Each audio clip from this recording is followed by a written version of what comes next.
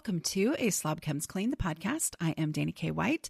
I share my personal deslobification process. As I figure out ways to keep my own home under control, I share the truth about cleaning and organizing strategies that actually work in real life for real people. People who don't love cleaning and organizing. Thanks for joining me today. This is podcast number 412, and I'm calling it The Messy Middle is Real, but it doesn't actually have to be messy.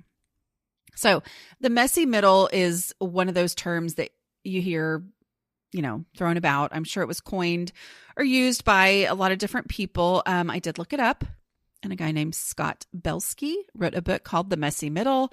I believe from reading the description of it that it is more about, just the messiness along the way of getting from point A to point B, of just different things in life, success, whatever.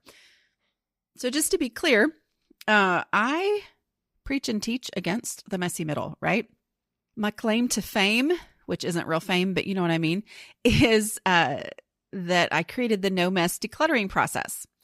Long before I ever called it the No Mess Decluttering Process, I came up with a way to make progress and only progress as I declutter, to never get myself in a situation where I'm worse off than I was before I got started decluttering. And it was because I had the issue of every time I tried to declutter, I ended up making a bigger mess. And that's a lot of people's issues. Well, how I solved it for myself, turns out it works for a lot of other people too. So that's my 5-step process that helps me make progress and only progress. I don't pull everything out. I don't make piles. I don't leave things for later, blah, blah, blah. Y'all know about that if you've ever been around here, right? But I'm talking specifically about the messy middle. And what that means, how is that real, even though we're using the no mess process? Okay. It doesn't actually have to be messy as far as physically messy, but it is a real thing to get to a point in the middle of what you're seeing as a project and think of it as the hard part that you have to trudge through, and you feel like you're just trudging through the mud. Okay. Well, the first thing I want to say is this is a lot of times, this has a lot to do with one of the things that I teach, which is your house is not a project. I teach that your house is not a project because I had to learn that my house is not a project. One of the biggest realizations that I had for myself as I worked on my home was that I had been treating my house like a project because I tend to be really good at projects. I like to plan them, execute them, finish them, and step away from them, right? Like I like things that have that big planning, that big shebang project thing. And yet I would look at my house, think my house is a disaster. I'm going to tackle it the way that I know how to tackle things, which is tackling it like a project.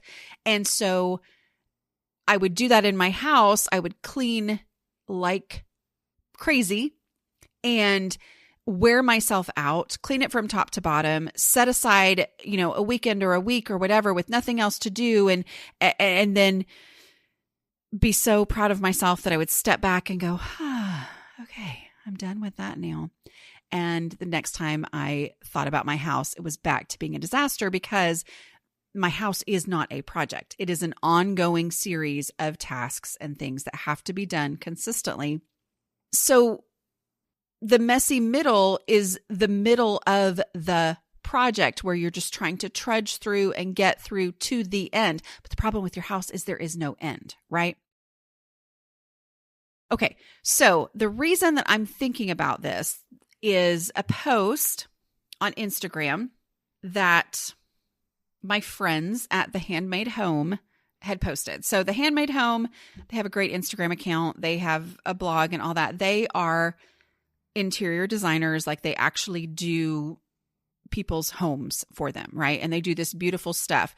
But she had posted something, and I thought this was really interesting. She said, a doctor once asked me during an appointment when she figured out what I do for a living if I watched a lot of design shows on HGTV. When I said no, She laughed and said, "Of course you don't. I don't even know why I asked you that. That's like someone asking me if I watch Grey's Anatomy." And we both had a nice, borderline hysterical laugh. This little story pretty much sums it up for us. We've lived in a world of move that bus for some time now, entranced by sparkle transitions and scripted reality TV. America has been brainwashed when it comes to all things home. We're here to tell you that if you're a fan, that's so great, but that's not really how it goes. It can be a red flag for us when we show up for an initial design meeting and someone is donning a magnolia hat. Renovations are never easy. They're actually a mix of design, budgets, organization, communication, unpredictable situations, and lots of psychology. We want to help you move through it smoothly, and that's our role from beginning to end. We launched a series called Things Your Designer Wants You to Know on our site a year ago. Today, we thought it would be good to highlight it again for anyone ready to dive into a renovation of their own. We're covering everything from that initial meeting to the finishing touches. We thought it might help bring a little awareness to the process and possibly help anyone avoid a few of the pitfalls that come with working with various professionals.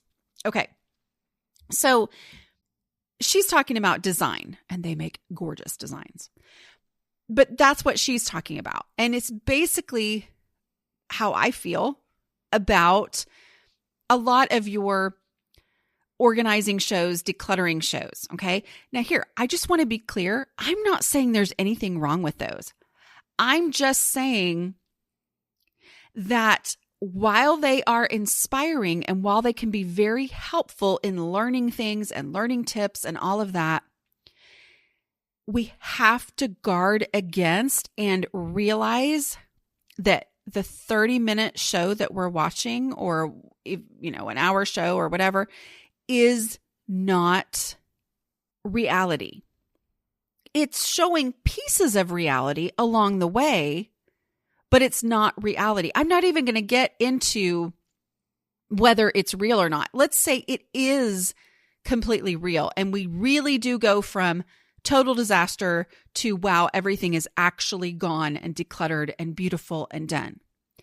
Even if even if it is actual before pictures and actual after pictures and everything is true, still just the fact that it has been boiled down to 30 minutes of clips, which is probably 21, 22 minutes with commercials, of clips of a little flash of this, a little flash of that. I mean, to a very small amateur degree, same thing on my YouTube videos when I show a decluttering project. I can't show you everything because it would be so boring, right? And I show you a lot more than most people do, right? So it has to be cut down. And so remembering that when I'm seeing the whoosh, whoosh between this is what it looks like before and this is what it looks like now, something in my brain, I have to fight against that tendency to think that it's that easy as it looks, as fast as it looks to be. And I have to acknowledge that there's a whole lot of middle in there that I am not seeing.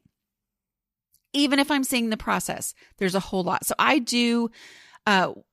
think this year we've put out 5 1 hour better sessions on YouTube, and people love these. Now, I'm not going to say they love them like they get millions of views, but like my real core people love these 1 hour better sessions. And the reason that we do 1 hour better is so that you're seeing what actually happens in an hour. Now, it's cut down. We try to get them down to, 20, 25 minutes. So about half of the time is out of there, but I'm trying to show a very realistic, you actually do see what it looks like at the beginning of the hour, and you actually do see what it looks like at the end of the hour. And you see what's happening in between with, bits and pieces cut out here and there. But my goal is for you to see this is actually what happens in an hour, as opposed to you're watching an hour that is 30 hours of work. And maybe we've never actually put out there how many hours were spent to make this thing that looks like it took an hour. Okay. Because we all know, I mean, we're all smart enough. We know that this is taking longer than what we're seeing. And yet it does something in our brain when we just don't have to see and we don't have to go through all the time that it's actually taking, right? Here's the thing. The real messy middle is the distance between starting a project and finishing a project. But your house is not a project. So what is it in the middle of all this? It is the distance between where I am and where I want to be, the reason that I'm working. That means there's a whole lot of messy middle, and the vast majority of the work that you're doing can end up feeling like the messy middle and can feel defeating if we don't look at it in the correct way. Okay? It is hard enough. It is hard enough. So let's look at this and say, where am I letting this feel like the messy middle where it's actually not? Or how can I change the way that I look at this so that it doesn't feel like the messy middle and make me want to give up? Okay. So we start a project. Anytime that you start, and I know I'm saying project and your house is not a project, but a decluttering project is a real thing. We start a decluttering project. We say, I'm going to declutter my kitchen. I'm going to declutter my entryway. That's the visibility rule, which I really love, right? I'm going to declutter that shelf, that drawer, that closet, whatever. A lot of times, not always, but a lot of times we start with excitement. Like, okay, I'm finally going to get this done. Okay, it's time. It's time. I've got to do this. And we make progress, but at the beginning, we're not actually anywhere near being done, right? And maybe we have to step away. And as long as you are following the No Mess Decluttering process, you can step away and it's only better. But if it's still not done, which it's usually not going to be, then you have to get going again. So that distance between we started this project, we made some progress, we followed the No Mess Decluttering process, and so this space is better than it was when I started, and yet I had to stop. And now I am in the messy middle where I'm like, okay, I spent an hour on that. I made a lot of progress, but there's still a lot to do. So often the messy middle is being willing to get started again. Being willing to go back to that space. And this time I don't have the same amount of excitement. This time I'm not raring to go. This time I'm a whole lot more realistic because I know what I got done in an hour. And I know that I thought I was going to have 3 hours last time and I only had an hour, whatever. But I am going to keep going. Now I'm faced with the reality that this isn't going to be instant. So getting started again isn't as exciting as it was the first time. But getting started again is required. Like that is necessary for me to actually make this space turn into what I want it to be, right? Maybe I got through the first 3 steps, which are all non-emotional: trash, easy stuff, and dead donations. They're all non-emotions. They're all decision-free. And now I'm into step 4, where I'm having to go through and ask the decluttering questions. And the decluttering questions make the process a lot easier than other ways that I used to declutter. Decluttering questions being, if I needed this item, where would I look for it first? Take it there now. And then if I don't have an answer to that, if I needed this item, would it ever occur to me that I already had one? I need to put it in the donate box, right? So, but those decluttering questions in step 4, where I'm going one item at a time, going through, figuring out where it's supposed to go according to where I would look for it first, can feel like I'm trudging through mud. It can feel like, okay, this is going so slow. One item at a time. Wouldn't it be better for me to just pile everything up, for me to just sort things into piles? We don't do that. I don't do that because I know that that's the real messy middle. That's the actual physical stuck messy middle that I used to get myself into all the time, because I would pull everything out of a space, the energy would be gone, and I was left with all these piles of things now out strewn across the hallway or whatever. So that is where I used to be. And now I know that was the real messy middle. This still feels like the messy middle because it's like, I got to get started again. But it's not the messy middle compared to what the messy middle used to be. Okay. So it's remembering I am not in the situation that I used to always be in. I am not experiencing the thing that used to make me want to not declutter. That's not happening anymore. That's not happening anymore. I am doing the no mess process. So even though I feel like I'm in the messy middle, I can shake my head and go, oh, there's no mess. I'm in the middle of doing this, but there's no mess. This is different than it used to be. I am not in what used to feel inevitable as part of the process of, oh my goodness, everything is spread out. I'm not doing that anymore. It is different. Okay. Every time I will take the moment to acknowledge that, realize it, appreciate it, it helps me be willing to get started that second time to keep going the next time I'm doing something. Okay? So the getting started again, the keeping on going is required. And that is easier because I can look and say, it could be so much worse. The only thing I'm having to do here is get myself to get going again and keep making progress, as opposed to now I have to get myself to get going and deal with all these things that I have pulled out of this space. Okay. It can feel like the messy middle when you feel like you're never getting to the more hidden spaces. I know I hear this from some people a lot. They'll say they're following the visibility rule and they see the value in the visibility rule. Their living spaces are now decluttered and under control. And they'll say, but I'm never getting to the more hidden spaces. When am I going to get to the rest of my house?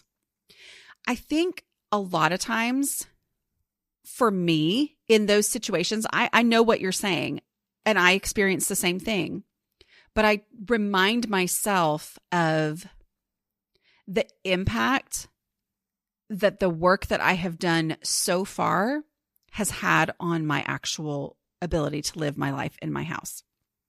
I remind myself that I'm able to have people over. I'm able to do the things that I used to not be able to do because none of the spaces in my house were under control, right?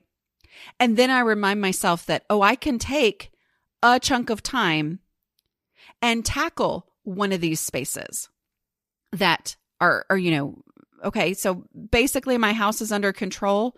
I've got a Saturday. I didn't realize I wasn't going to have anything going on this Saturday.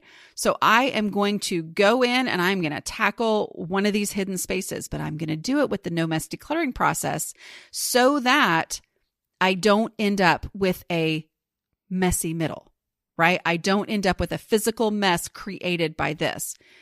And that knowing that, okay, my house is under control. I can still have people over.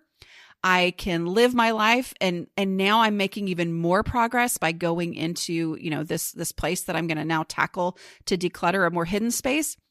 Knowing that then starts to make me realize, it's worth it. It's worth it to have followed the visibility rule.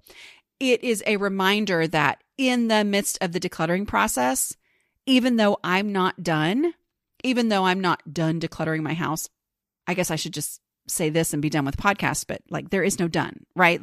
As long as you're living, especially for those of us who struggle with clutter, but as long as you're living, you will always be decluttering. People whose houses stay consistently clutter-free are consistently decluttering, right? Okay. So I am able to look at things and appreciate that the messy middle really isn't a thing, because as I'm still working on my house, because the visibility rule was what I followed from the beginning, I'm able to just continue functioning better and better and better in my house. Where before my whole house was a disaster and I was like, oh my goodness, I've got to declutter. I'm going to go declutter in the garage first in that back corner where a car couldn't even park anyway, even if it was completely decluttered.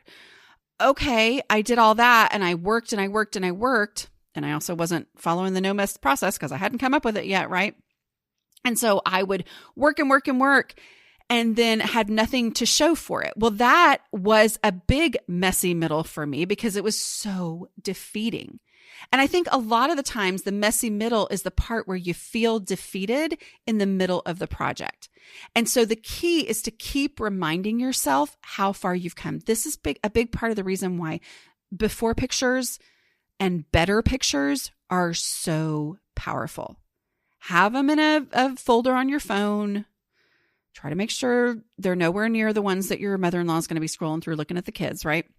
But have them in a folder where you can go, oh my goodness, it's so much to do. When am I ever going to be done? Go back and look at how far you've come. Swipe back and forth. Look at the timestamps. Oh, that's right. On January 13th, I was about to say January 34th, which is not even a date, but anyway, but on January 13th, I worked in there for 27 minutes and oh, wow, I made a big impact.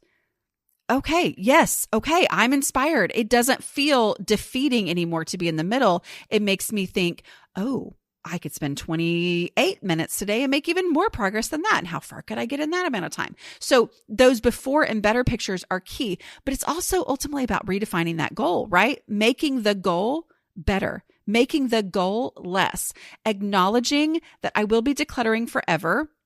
There is no, I'm going to do this and I'm going to be done. It's going to be once and for all. Let's just get that out of our mind and say, I'm just going to keep on decluttering and knowing that it's going to keep on going forever. I'm always amazed when, one of the comments that I get from people a lot is that it actually changed things for them and helped them be able to start making real progress when they realized that it was never going to be over. Because the problem is when you think it's a project and when you think there's an end date, a finish line, then you finish the project and then clutter reappears and you feel like, well, what was the point? But there was so much point in all that you've done. But when you realize it's an ongoing thing for the rest of my life, and the more I declutter now, the less I have to declutter later, then when new clutter reappears, it doesn't feel like a defeat. Instead, it is just oh yeah, well, I just got to keep decluttering. I keep on decluttering. I just keep on getting rid of stuff. And that's how I keep my house from going back to where it was before. So what are some strategies to get through the messy middle or diminish the messy middle or view it as a different way? Well, it's to not view your house as a project. It's to follow the visibility rule so that you are experiencing the impact of what you have already done and it's making your life better and easier so that as you keep going, you're like, okay, well, I've already made my life better and easier. That means that the more I do, the better and easier my life is going to continue to get, right? Or redefine the goal to be less and better as opposed to done. Other strategies are to accept that decluttering regret is a thing and it's okay. Err on the side of decluttering regret. This is hard for those who really, really fear needing something that they have already decluttered or fear that they are going to end up needing something and therefore they don't want to declutter it. I get this. Like this was me too, right? I mean, that's where I didn't need such and such until all of a sudden, 2 weeks after I decluttered it, that's when I needed it. Okay. But the reality is you might have needed it another time and you just didn't know that you had it. And so you'd gone out and bought another one anyway, right? Like that's probably more likely. It's not that you did not ever need it. It's that you didn't even know you had it. So on all those other times, you were going out and buying another one, which meant you were bringing more and more and more into your house. It was getting harder to control. Anyway, that's another speech for another time. But accepting that regret is a thing, that people whose houses are consistently clutter-free choose to live with regret instead of clutter. That is often the choice. Clutter or potential regret. I would rather and this is still hard to say, but it has become the truth for me. I would prefer to get rid of something that is clutter, meaning it does not have a place in my home where I actually know where it is and can handle it. It's over my clutter threshold. I would prefer to get rid of it and know as I'm getting rid of it that I may regret this. And yet I would prefer regret over having something in my house that's consistently getting out of control and definitely making my house harder to live in. It's definitely making my life harder to live. It's definitely a bad thing if it stays in my house and it's clutter. And I'm willing to take the risk that I'm going to regret getting rid of it, because that is just a maybe. But it's staying in my house is a definite, it's making my life harder to live because I don't have a place for it. Okay. So accepting that regret is a thing and it's okay. Right. Accepting that there is no end. And here's the thing too. We talked about that a minute ago, but if there's no end, there is no middle. Get that? You can't have a messy middle if there is no end. We are celebrating progress all along the way. Progress and only progress. When you really wrap your mind around that way of decluttering, it is so powerful and so encouraging. So focus on how much easier it is to live with less. Every step along the way, as you get rid of anything, you have less. With every item less, your house is a little easier to maintain. Your house is a little easier to keep under control. There is less for you to have to clean and deal with and rearrange and manage and blah, blah, blah. That means you're experiencing success all along the way. The focusing on it being easier to live with less means that everything that leaves, it gets easier and easier and easier. And if I'm considering that to be my success, the middle doesn't feel as messy. And most of all, I think it's just really important to remember that difference between decluttering and organizing. Decluttering and organizing are not the same thing. And so many times on the big wow, zowie, before and after whoosh, whoosh photos and videos and stuff on shows, there tend to be elaborate organizing systems and a lot of those types of things. And yet, I've had elaborate organizing systems in the past, but organizing is problem solving. It can be overwhelming. It can also be over my clutter threshold to maintain it. So accepting that my goal here is to declutter. It is going to have a bigger impact on my home to get rid of stuff than it is to come up with a fancy system. Okay. So my goal here is not necessarily an amazing after photo that makes everybody go, wow, that should be in a magazine. My goal is to declutter and to acknowledge that decluttering is incredibly powerful in achieving the home that I want anyway. If I'm ever going to get to that after photo, I have to declutter anyway. And maybe you'll be like me and you'll just declutter and you'll realize, yeah, I'm actually good with this. I actually like it like this. This is great. Okay. So the messy middle is real, but it doesn't have to be like you thought. I hope that was helpful. I will talk to you all next week. Bye.